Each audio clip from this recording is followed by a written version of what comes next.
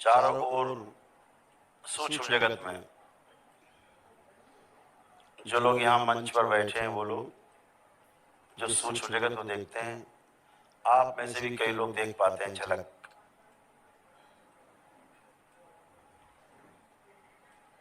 करोड़ों की संख्या में जीवन मुक्ति के लिए तैयार, बिल्कुल तैयार खड़े हैं, जिनमें आपके पितर हैं और वह भी लोग हैं जहां जहां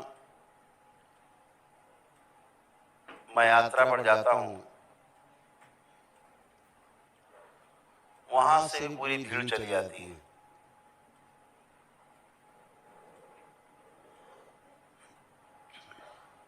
भीड़ कैसी होती है?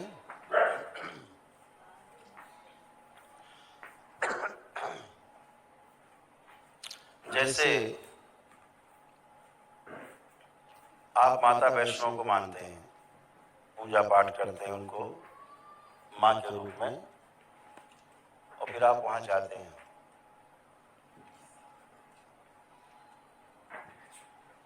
कोई भी कहीं जाता है, मृत्यु के पश्चात वो उसी देवी देवता का या उसी राक्षस का, दानव का या उसी पितर का साथी बनता है, जिसकी वो पूजा अपने जीवन काल में करता रहता है। वो वहीं पहुंच जाता है मृत्यु के बाद। अध्याय 9 श्लोक 25 में श्रीमद् भागवत गीता में भगवान श्री कृष्ण इस बात को कह रहे हैं कि जिसकी पूजा करोगे मृत्यु के पश्चात वही प्राप्त होगा, और आप बाध्य हैं उसी के साथ रहने के लिए, आप मजबूर हैं। तो ऐसे ही लोग वहां पर, उनको मानने वाले, दरबारों को मानने वाले लोग मृत्यु के पश्चात वहीं इकट्ठे होते जाते हैं। तो जब दरबार यात्रा पर जाता है, हम लोग जाते हैं यात्रा पे, तो वो सब जितना समूह होता है प्रतीक्षारत मुक्ति के लिए, वो सब साथ चल देता है, पीछे पीछे दिख जाता है द्वार इधर मुक्ति का। और इतना ही नहीं, वहां जो देवी देवताओं के साथ, माताओं के साथ जो सेवा कर रहे होते हैं लोग, गणगणिकाएं, वो भी साथ में चल देते हैं कि हमें भी चलना है। तो रोना पीटना मचता है, और थोड़ा बहुत रोना पीटना नहीं मचता। दरबार के वहां सब सेवक जाते हैं, अलग अगल बगल दाएं बाएं कई जगह ही इनके पैरें नहीं बढ़ते हैं, सब लिपट जाते हैं, हम भी चलेंगे। फिर ये लोग एक कदम नहीं चल पाते, वहीं चिपके रहते हैं। कहते हैं निकालो, उठ ही नहीं रहा, पैर नहीं उठ रहा, कदम नहीं चल रहा। रोना पीटना मचता है, इनके द्वारा रोना पीटना चालू हो जाता, हम भी चलेंगे। तो दरबार स्पष्ट करता है कि नहीं, तुमको यहीं पर रहना है सेवा में, यहीं रह करके मानव जाति की सेवा करनी है। तो बड़ी हाय तौबा के बाद ये मान मनोबल होती। तो वो भीड़ भी खड़ी हुई है साथ में, मुक्ति की अपनी बाट जो रही है।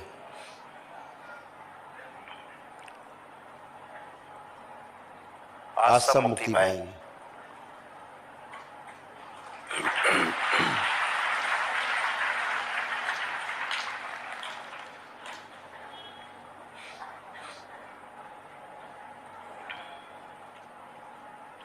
बिना शिव के मुक्ति नहीं होती।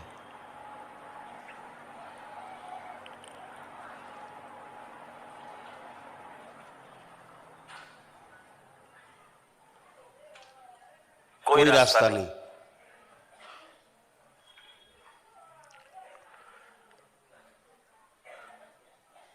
मुक्ति का अर्थ है, जिस मुक्ति की हम बात कर रहे हैं अभी, मुक्ति कई प्रकार की है। अभी हम जिस मुक्ति की बात कर रहे हैं, यह मुक्ति प्रेत योनि से मुक्ति की है, ताकि अगला जन्म जल्दी आगे मिले, शरीरों में जाए। प्रेत कोई व्यक्ति नहीं है, और प्रेत कोई शक्ति भी नहीं है।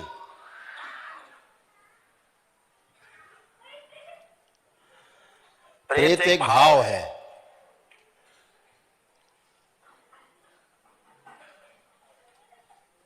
एक योनि है।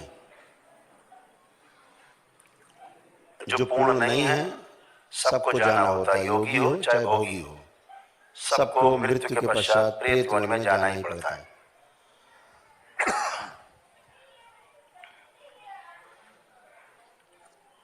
जो पूर्ण नहीं हुआ है, समाधि प्राप्त नहीं है, इनलाइटेंड नहीं हुआ है, वो चाहे साधु संत हो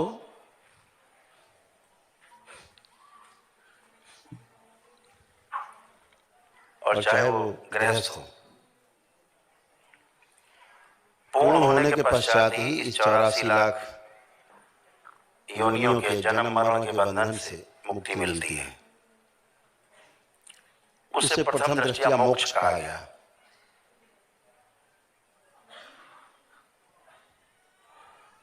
मेरे देखे मोक्ष एक लंबी प्रक्रिया है।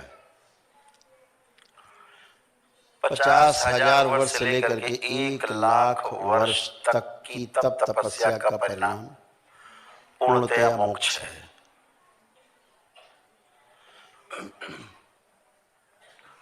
साधना करके समाधि में बैठ के समाधिस्थ होकर के जो लोग इनलाइटेंड हो जाते हैं वो मोक्ष नहीं है।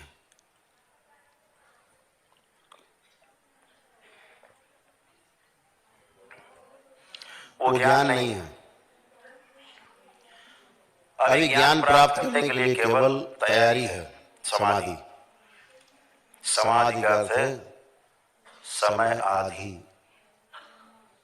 समय से पार जाने की जो स्थिति है उसे समाधि कहा गया।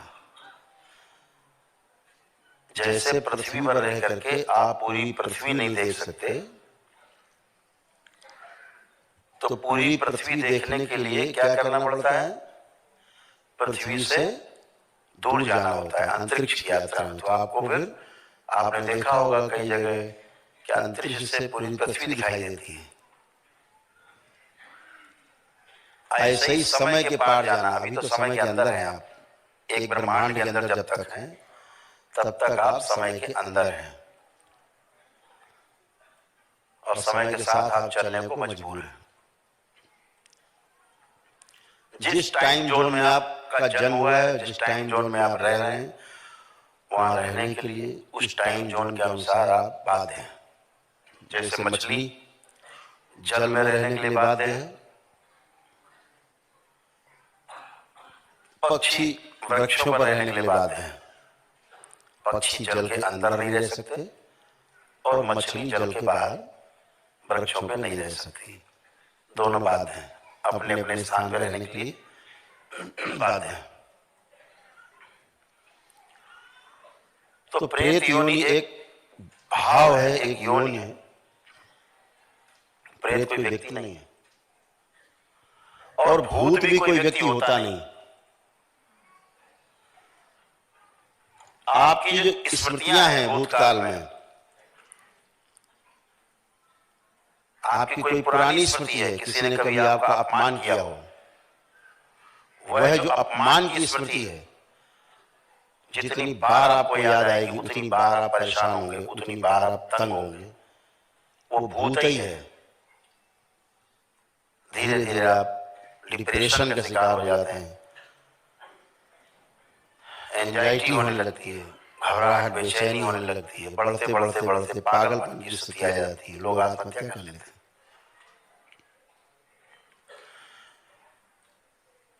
तो भूत का अर्थ है जो हमारा भूतकाल में बीता हुआ समय है, उसकी स्मृतियां, वही भूत है, वही पतन करेगा। हमारे जो पितृ, हमारे पूर्वज रहे हैं, स्मृति के रूप में हमारे बीच में रहते ही हैं। जब तक वो स्मृति रहेंगी उनके कष्ट आपको रहेंगे। आप तमाम वीडियोस देखते होंगे दरबार के, फ्रैक्चर्ड लोग आते हैं, हाथ पैर टूटे हैं, गोलियां लगी हुई हैं, कष्ट उनको अभी भी है। दरबार उनकी स्मृति से उस घटना को हटा देता है और उसका कष्ट चला जाता है। ऐसे ही आपके रोगों की स्मृतियां हट जाती हैं और आपके रोग भी समाप्त हो जाते हैं। यही साइंस है, यही दरबार का अनुसंधान है कलयुग में, जो पूरे कलयुग में अभी तक द्वापर के बाद लगभग 52-53 साल के बाद भी अभी तक कभी ये उजागर नहीं हुआ, कभी प्रकाशित नहीं हुआ, कलयुग में किसी पुस्तक में नहीं है। वो कलयुग में पहली बार प्रकाशित हुआ कि हमारी समस्या की जड़ हमारी स्मृतियां हैं, हमारे रोगों की जड़ हमारी स्मृतियां हैं, और हम खराब स्मृतियों के कारण रोगी होते हैं, और अगर यही स्मृतियां अच्छी हो जाए हमारी तो हम स्वस्थ हो जाते हैं। ये सबसे बड़ी साइंस उजागर हुई कलयुग में, और आपके दरबार ने उजागर की पहली बार।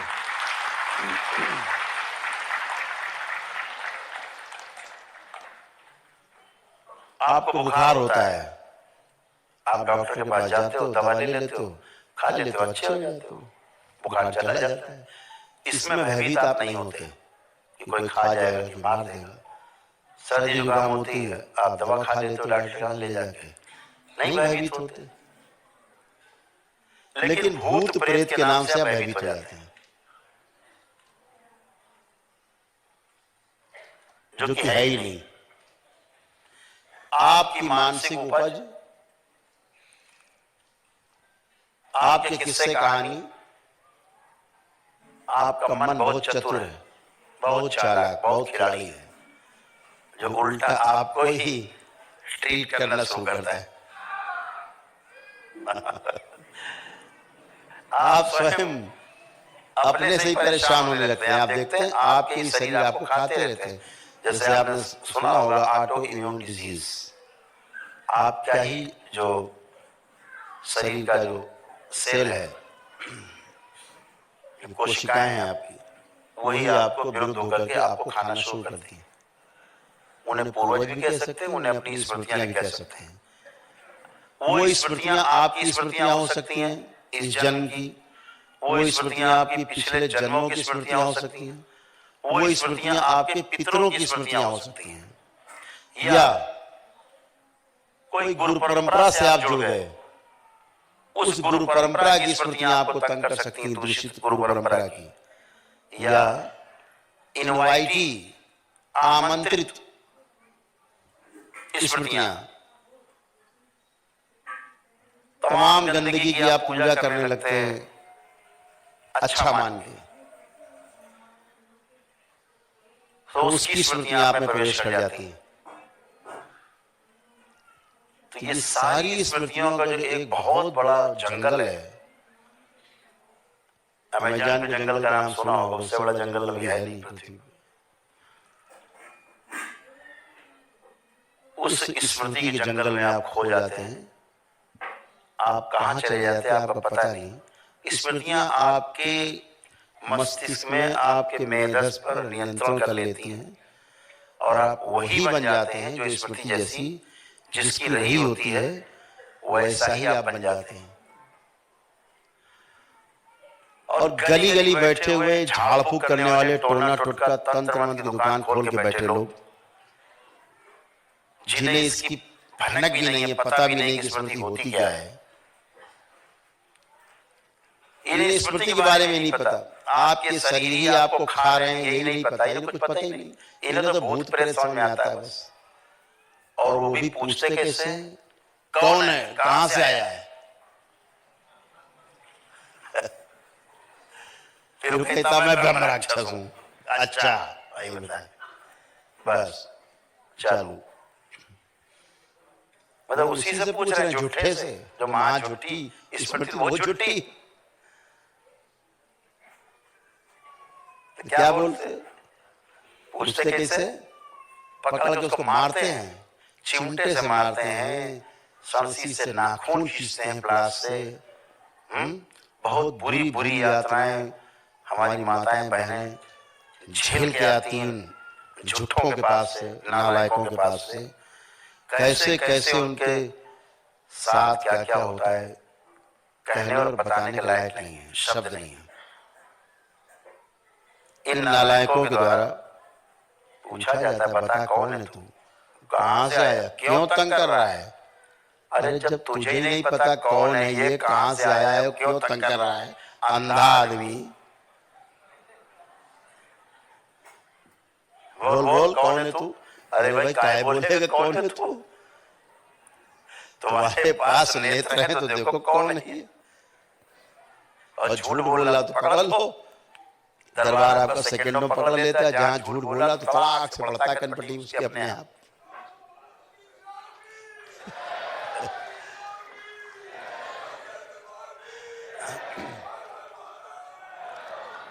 तो ये सारी जो स्मृतियां हैं वही पीड़ा का कारण है। और आपको जान के आश्चर्य होगा, इन्हीं में से कुछ अच्छी स्मृतियां भी हैं जो आपके कारण का, समस्या का जो कारण है, कारण की जिस कारण से समस्या है उसका निवारण भी उसी स्मृति में है। अगर निवारण की स्मृतियां आपके पास नहीं, दरबार डाल देता है उसमें स्मृति आप में, आप फिर वैसे बिहेव करते हो। आप देखते हो ना कैसे कैसे केस आते हैं, कितने खतरनाक खतरनाक आते हैं। और यही चला जाए आदमी लेकर के मौलवी जी के पास, तो मौलवी जी लेके हंटर जो है तुरंत चालू हो जाते हैं, बता कौन है। चलो हम लोग यहाँ देखते हैं तो स्मृति है तो कुछ है ही नहीं, शरीर उसका और खराब कर दे रहे हो मार मार के। अपने दरबार में इसीलिए किसी को छुआ भी नहीं जाता। और आप अच्छे होते हो, पूरी तरह अच्छे होते हो। अपने पर नियंत्रण रखना, अपनी इच्छा शक्ति को मजबूत रखना, ये आपका धर्म है। ये पहला कर्म होना चाहिए आपका, अपनी इच्छा शक्ति पर काबू रखना। जितनी भी नकारात्मकता है, जितना नकारात्मक सोच है आपकी, वही आपकी समस्या की जड़ है। क्योंकि उसी नकारात्मक सोच के कारण आपके अंदर मस्तिष्क में सूजन पैदा होती है, जिसके कारण खून और ऑक्सीजन की सप्लाई मस्तिष्क में अपने को हिंदू बताने में शर्म आने लगी थी। तो स्लोगन लिखे गए जगह जगह, गर्व से कहो हम हिंदू हैं। गर्व से कहने में हिंदू नहीं, हिंदू हैं ही इसीलिए गर्व है।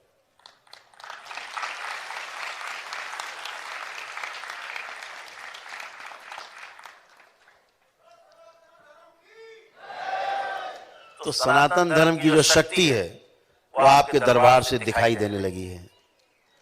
हमारे पास बहुत लोग आते हैं, पत्रकारिता जगत से भी लोग आते हैं, मीडिया से भी, जो सभी जगह उनका जाना आना होता है। तो हमसे कहते, गुरुदेव हम तो सब जगह जाते हैं, लेकिन वो लोग कहते हैं जब आपका जिक्र हम लोग छेड़ते हैं कि उसके दरबार के बारे में क्या कहना है, कहते पता नहीं कौन सी विद्या ले आई है, एक ही दिन में आदमी ठीक। अब इसका विरोध कैसे करें कि एक ही दिन में ठीक। चलो हम कह रहे हैं ठीक है, ठीक हो जाओगे तो 4-6 महीने में, करते रहो। तो आदमी कहेगा पता नहीं बेवकूफ बेवकूफ बना रहे हैं। बोले ये कौन सी विद्या आ गई कि एक दिन में सब अनुष्ठान किया, अगले दिन संकल्प किया, सब ठीक, पूरा पूरा परिवार ठीक। एक हो तो एक, अगर परिवार में 20 लोग हैं तो 20 ठीक। ये कौन सी विद्या आ गई, समझ में आ रही कलयुग में कौन सी विद्या आ गई। अब विरोध कैसे करोगे, करो विरोध। तुम्हारा विरोध दरबार को और बढ़ाएगा, आगे प्रचार करोगे।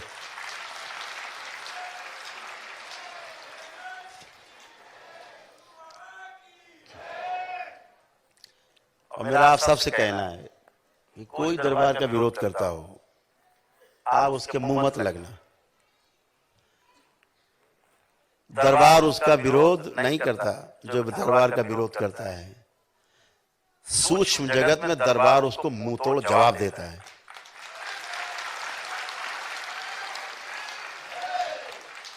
बातों से नहीं, सूक्ष्म जगत में जवाब मिलता है उसको। और ये बातें धीरे धीरे उसको पता लगती है कि पंगा बहुत बड़ा हो गया है।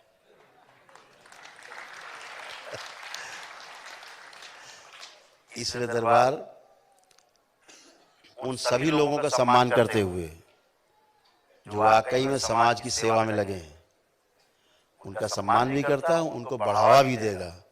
लेकिन जो लोग मानव जाति का नुकसान कर रहे हैं, ठग रहे हैं, बेवकूफ हैं और बेवकूफ बना रहे हैं, दरबार उन्हें बिल्कुल माफ नहीं करेगा, छोड़ेगा ही नहीं, बचने वाले नहीं। इंतजार करिए समय का, आपको सब कुछ पता लग जाएगा, धीरे धीरे सब जानते जाएंगे। तो आज बहुत बातें करने का मन था, लेकिन समय की मर्यादा है। पितृ भी लाइन में लगे, कह रहे हैं कि गुरुजी भाषण बंद कर दो, बेताब है, बेताब हैं सारे पितृ।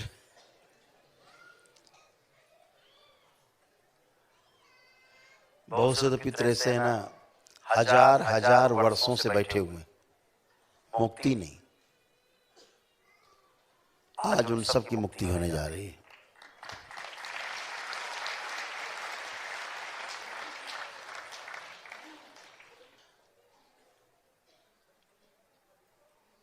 हम सबके परम पूज्य गुरुदेव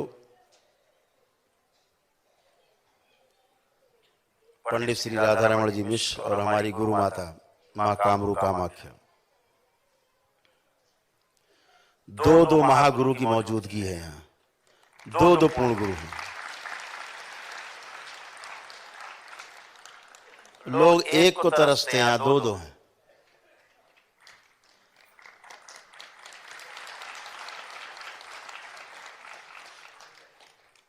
लोगों के पास एक माँ नहीं है, यहाँ माताएं माताएं, माए माए यहाँ पे भरी हुई।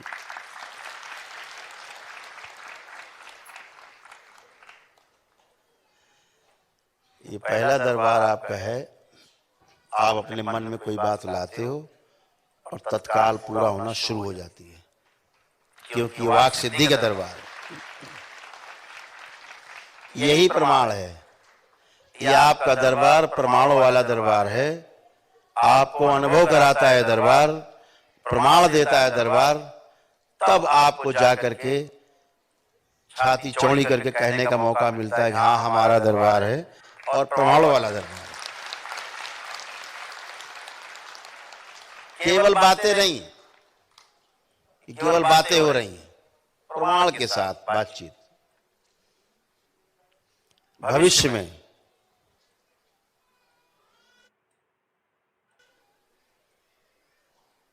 ये दरबार चिकित्सा के क्षेत्र में जितनी शक्तियां खुलनी थी सभी लगभग खुल चुकी हैं। बाकी नहीं है चिकित्सा के लिए, सब खुल चुकी है। आपको स्वस्थ रखने के लिए, स्वस्थ करने के लिए सब शक्तियां खुली हुई, सभी रोगों से बचाओ। इसके बाद अब वो शक्तियां खुलनी शुरू हो गई हैं जिसमें झाड़ फूक करने वाले, टोना टोटका करने वाले, तंत्र मंत्र करने वाले, जनता को बेवकूफ बना के ऐंठने वाले लोगों की सामत आने की बारी है।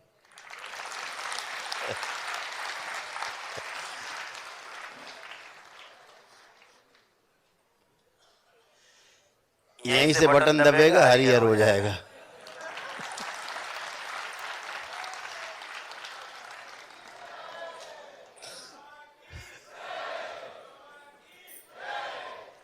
कुछ के बटन दब भी गए हैं।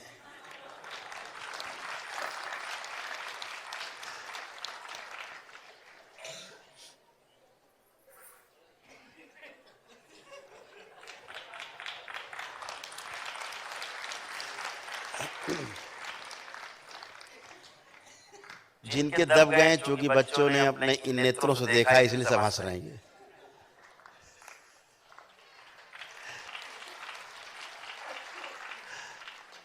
ठगों की बिल्कुल नहीं चलेगी इस धरती पे, चलने नहीं देगा दरबार आपको।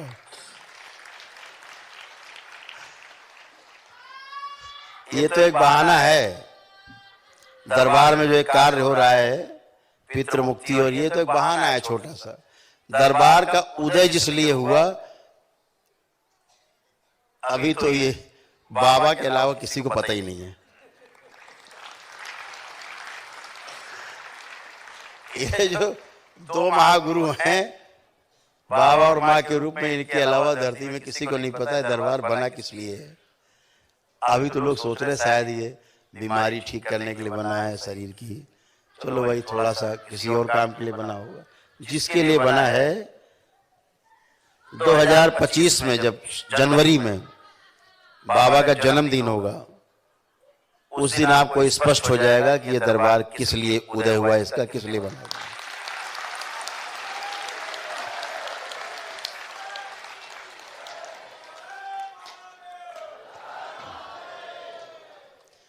ये दरबार खड़े खड़े मन बदल देता है लोगों का, खड़े खड़े रोग खत्म कर देता है आपके। और वो क्षण भी दूर नहीं, जब लोग आया करेंगे इस दरबार में, पूरी भीड़ एक ही दिन में अपनी प्रक्रिया करेगी, सुबह से रात तक, सवेरे बोरिया बिस्तर लेके अपने घर ठीक होके अपने घर चले जाएंगे। तब सनातन धर्म की जय जयकार होगी, एक बड़ा दरबार होगा बड़े रूप में, सीना चौड़ा करके आप कह पाएंगे हाँ हम सनातन धर्मी हैं, हम हिंदू हैं, जिसके कारण खून और ऑक्सीजन की सप्लाई मस्तिष्क में जाने का पूरा रास्ता बंद हो जाता है धीरे धीरे, और आपको फिर जो है वो दिखता नहीं, और जो है नहीं वही आपको दिखता रहता है। इसी को रोग कहते हैं, इसी को भ्रम कहते हैं। दरबार आपको इन सब से मुक्ति दिलाता है।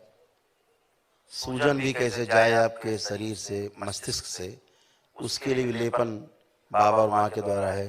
आपको पता ही है कि धरती में अभी तक ऐसी कोई औषधि भी नहीं बनी कि जो आपके मस्तिष्क की सूजन को खत्म कर दे, ना ऐसी कोई औषधि बनी जो आपके मस्तिष्क में सीधे चली जाती हो। स्मृतियां कितनी जबरदस्त हैं, स्मृतियां कितनी प्रभावी हैं। आप देखते हैं कि अगर मोटे आदमी में पतले होने की स्मृति डाल देते हैं तो वो आदमी पतला हो जाता है, पतले में मोटे होने की डाल देते हैं तो मोटा हो जाता है, नाटे में लंबे होने की स्मृति डाल देते हैं तो लंबा हो जाता है, और अगर लंबे आदमी में हम स्मृति डाल दें तो वो नाटा हो जाता है।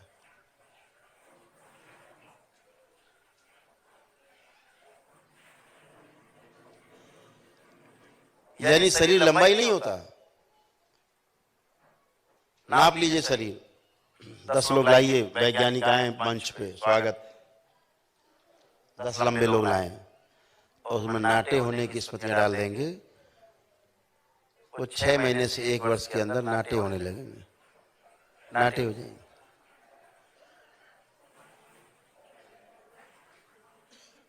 स्मृतियां कैसे काम करती हैं? जैसी स्मृति, जैसी रोग की स्मृति, वैसे ही आप बन जाते हो। आप देखते हो ना, अभी तमाम लोग यहाँ, तमाम लोग बैठे हैं, जो कुछ पुराने लोग बैठे हैं जिनने स्मृतियां पढ़ी हैं पतले होने की, लंबे होने की, सब में सक्रिय हैं। आज की तारीख में कई हजार लोग दरबार से लंबे, पतले, मोटे, नाटे सब हो चुके। एक एक फिट बढ़ गए 9-9 महीने में।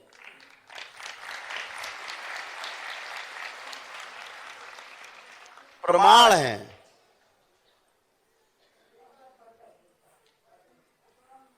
सूरत से दरबार के भक्त, उनकी तीनों बच्चियां एक साथ बढ़ गईं, छोटी थी, एक साथ। बड़ी वाली 1 फीट बढ़ गई और छोटी वाली दोनों 9-9 इंच बढ़ गईं 8-9 महीने में।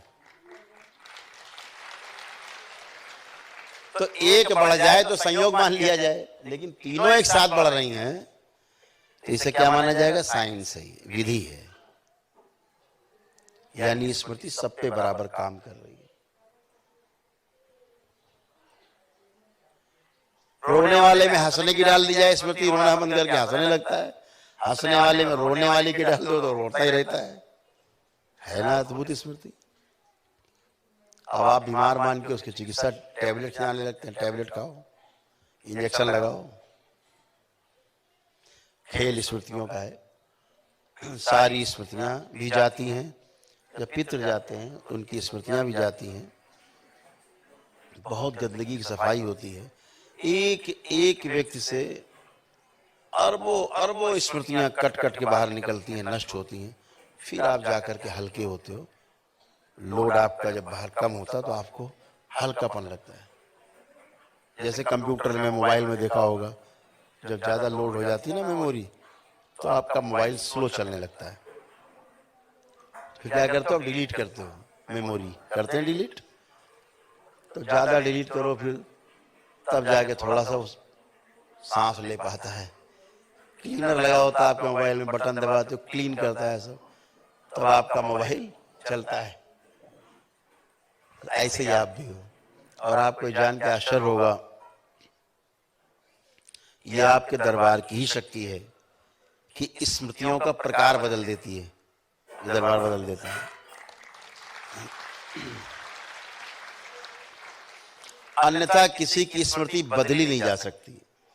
नष्ट करना तो छोड़ दीजिए, वो तो बहुत बड़ी बात है, बदल भी नहीं सकते आप। जैसे खून का आपका मान लीजिए AB+ है या A+ है, A- है, जो भी आपका खून ग्रुप है, उसको आप बदल नहीं सकते कभी भी। जब स्थूल में नहीं बदल सकते आप, तो सूक्ष्म में स्मृतियां बदलने का कोई जुगाड़ नहीं है। और अगर कहीं ये बदल रही हैं, तो इसका अर्थ सिर्फ एक ही है कि वहां पर पूर्ण गुरु की मौजूदगी है। Master is here.